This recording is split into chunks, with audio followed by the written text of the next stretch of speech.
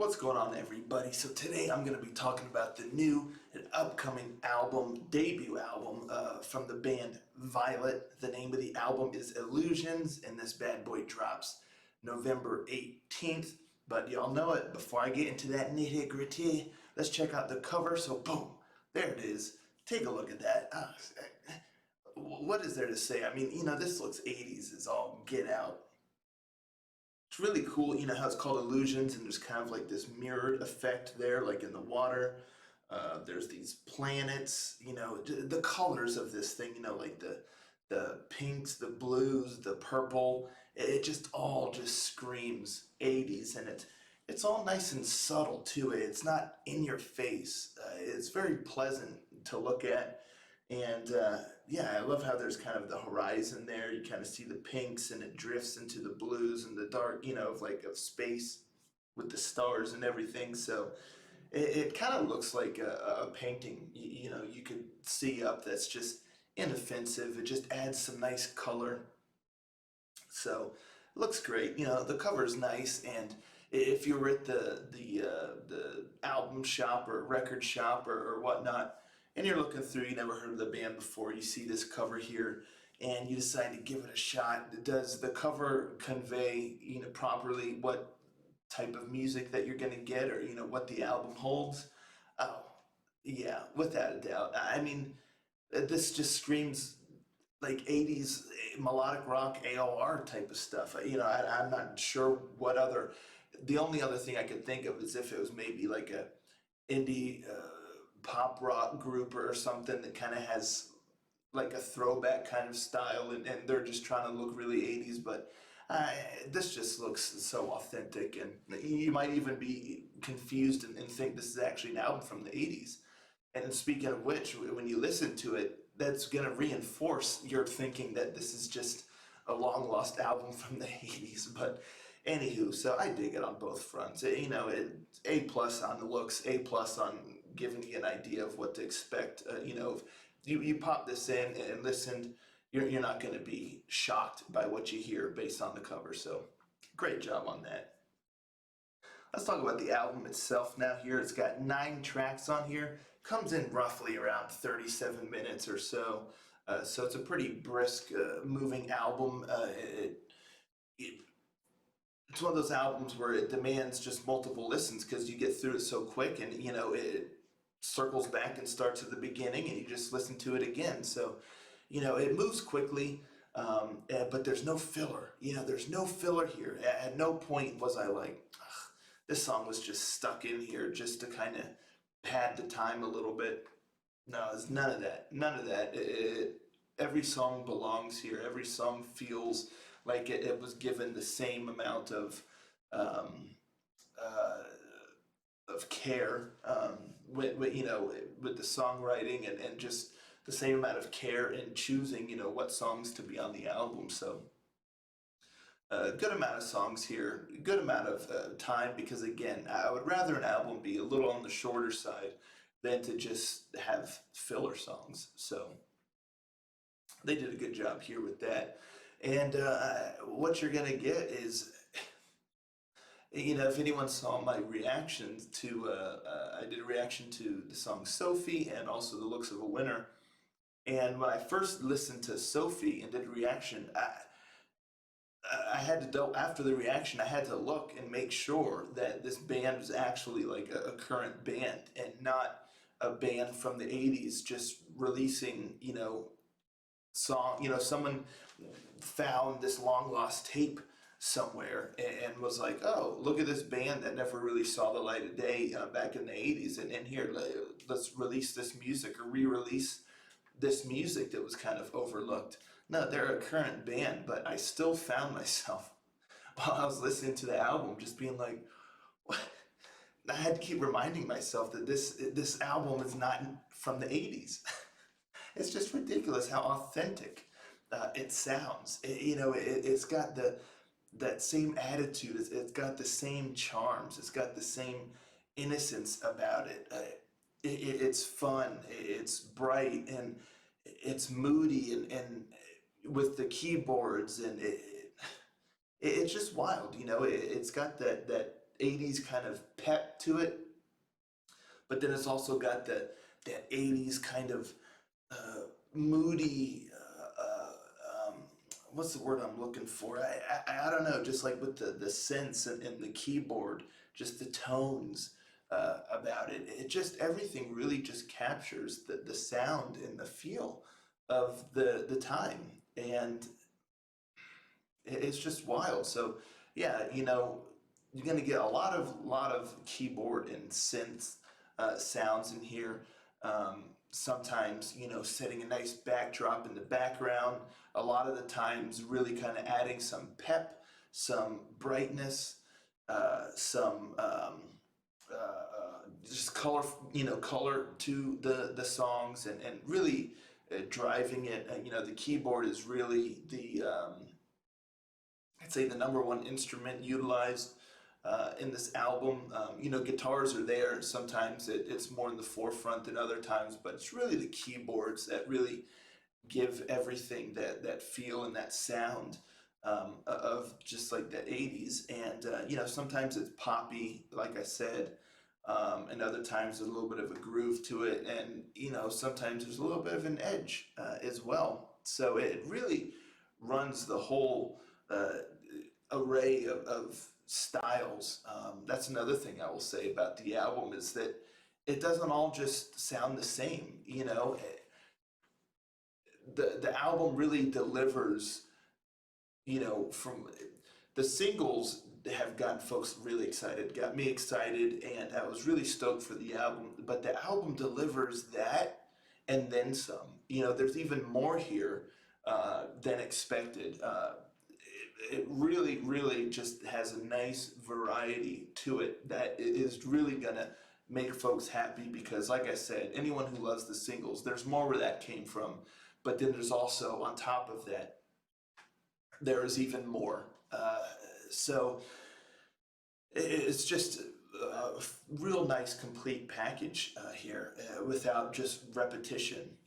So the keyboards are just absolutely wonderful, just with the melodies and the tones used, and uh, the sounds and the arrangements and the styles. Really well done. The guitar work is really solid as well. Sometimes just adding that little that nice riff in the background, that nice uh, just '80s kind of attitude, is really, I think, what the guitar embodies.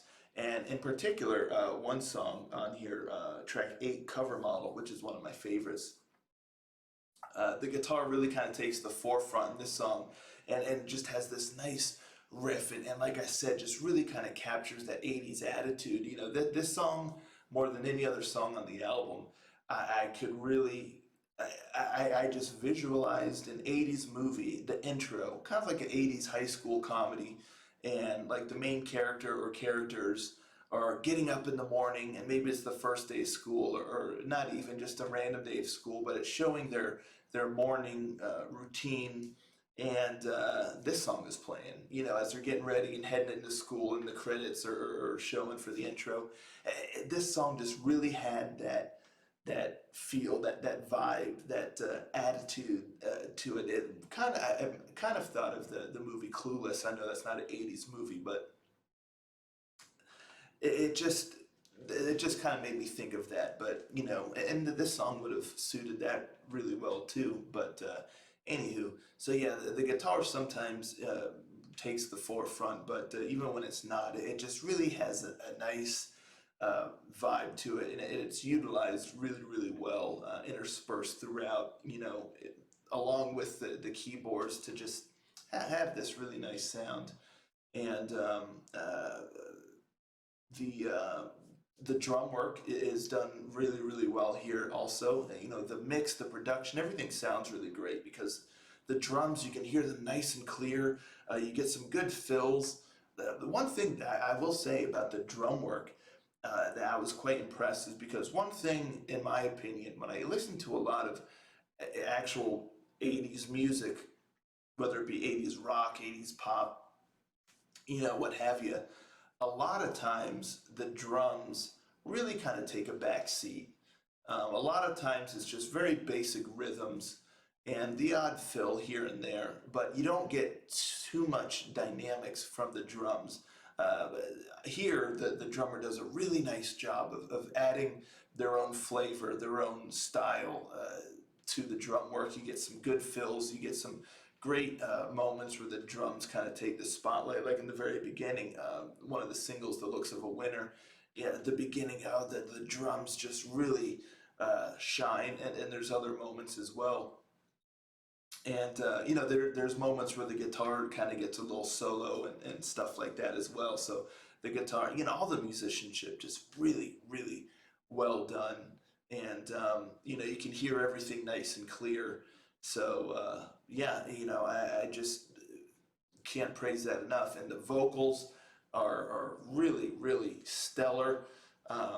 Jamie Beckham on lead vocals, her voice is just so good, and again, just captures that innocent '80s attitude. It's just so great, because she's got moments of softness, and then she's got moments of more of that attitude kind of style, but she carries so much like passion and emotion in her voice that it just takes everything to another level. And Manuel Heller, he actually, the primary songwriter and whatnot, he does some vocals as well, such as in the single "The Looks of a Winner," but in other portions, in other songs as well. And that dynamic between the two is just really, really great. He's got a really great falsetto. So the two of them, it just adds even more to it than if it was just Jamie singing all the way through. It just adds an extra little kind of spark or flavor to the sound to have Manuel to in certain spots. Another thing I'll say about the vocals too is there is some great harmonies here. A lot of great harmonies and backing vocals, especially like in the chorus or kind of between verses. You kind of get like some backing vocals that again just provide really nice harmonies and really contribute to the sound very, very well. So yeah, uh, great start with track one, "The Looks of a Winner," which is a single, and then track two, "Blame It on the Night," keeps that energy going. That's another thing I'll say is it's funny, the beginning of the album, like the first half, I would say all the way through, maybe Francine, track five, it almost feels like that's side A. And then track six, "Burning May," through the final track, "Runaway," kind of feels like side B. Francine can kind of go either way, in my opinion, track five. Um, because the first half has a certain energy about it, and the second half has a little bit more of has a different energy about it. It's a little more mellow. It's a little more personal. The first half has a little bit more of like the pep. Cover Model really has a track eight has a lot of that too. But the whole first half just has like a higher energy about it, whereas the second half takes things down a little bit and it's a little bit more mellow. But the melodies and everything are so great. Um, "Burning May" is just a really awesome kind of heartfelt song. Track seven, "Only Love," might be my favorite track. It's really hard to say. I have several favorites on here, almost like the whole thing. "Only Love" is more of a mellow, um, melodic song that just has great melodies and whatnot. And "Cover Model," that might be my favorite too. I love that song. It's so catchy. That one really sticks with me, and it all ends really well with track nine, "Runaway," which they're just wonderful melodies throughout this whole thing. Every song has its own personality and feel, and I'm just truly beyond impressed with what these young folks have managed to create here. It's so authentic. It's so it covers so many different feelings throughout the whole album. Like I said, it's not just one thing drawn out all the way through. There's a lot of different vibes and styles, but all just so authentic to the '80s when it comes to just like an '80s pop rock kind of sound. AOR, keyboard driven, just wonderful, wonderful. There's really just beyond impressed, beyond impressed. This is an album I'm going to be listening to for quite some time. I really hope the record label has printed enough CDs, and I hope they print some vinyls because people are going to want this thing on vinyl. I am not kidding you here. They're probably going to want it on cassettes, on 8 tracks. I don't know, but at the very least, there's got to be vinyls because people are going to want this album on vinyl 100%. And they're going to be flying off the shelves.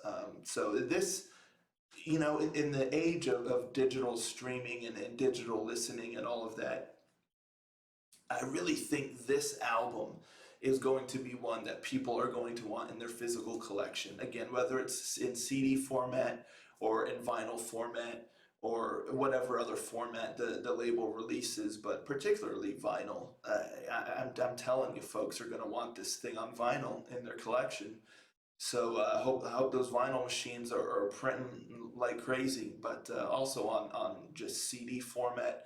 But people are going to want the physical copy of this. It demands a physical copy. So blown away, couldn't be happier. The singles really set the bar really, really high. Like Sophie is still just incredible, but the others as well. The singles set the bar really, really high. I know this has been one of the most anticipated albums of the year for a lot of people, and I can happily say it does not disappoint. It does not disappoint. It delivers on what it promised and then some. So just incredible, incredible that these young folks have created just such a great, great work of 80s AOR here that is just, like I said, it's got to be the most authentic that I've heard in recent times of capturing that true spirit. And they're just phenomenal. Wonderful debut album. I can't wait for more. And like I said, I'm going to be listening to this CD for quite some time and telling a lot of folks about it because it's just something that has to be heard to be believed. But yeah, really, really great stuff. That's what I got for you folks. Let me know in the comments down below what you thought of the singles. How much are you looking forward to this album? And once you've listened to the album, be sure to come back and tell me what you thought of it. And like I said, this bad boy comes out November 18th. And yes, that's Violet with their debut album, Illusions. Bodacious. Bodacious. You can quote me on that. I dig it. Anywho, thank you all so much for tuning in. I'll catch you next time. Ranger, out.